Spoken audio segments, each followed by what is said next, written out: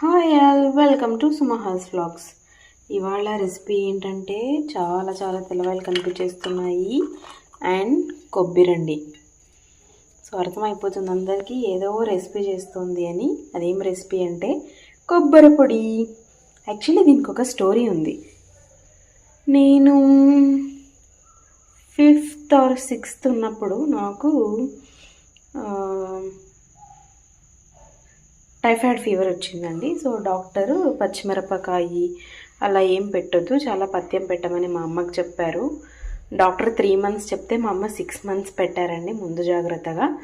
అప్పుడు నాకు వట్టికారం పొడి, టొమాటో పప్పు అండ్ కొబ్బరి పొడి అది మాత్రమే పెట్టేవాళ్ళు. మా ఇంట్లో మేము వెల్లుల్లి తినేవాళ్ళం కాదు. అమ్మ వాళ్ళ ఇంట్లో, అత్త వాళ్ళ ఇంటికి వచ్చిన తర్వాత వెల్లుల్లి అలవాటైంది బాగా.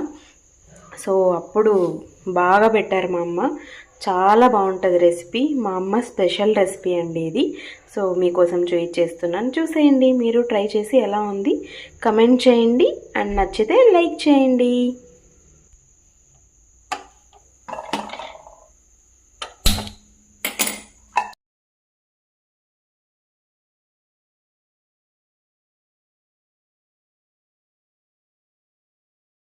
నేను ఒక 2 చిప్పల వట్టి కొబ్బరి తీసుకున్నానండి.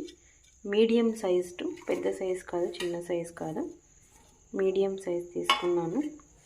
ఇందులోకి వేయించుకున్న వట్టి మిరపకాయలు వేసుకోవాలి.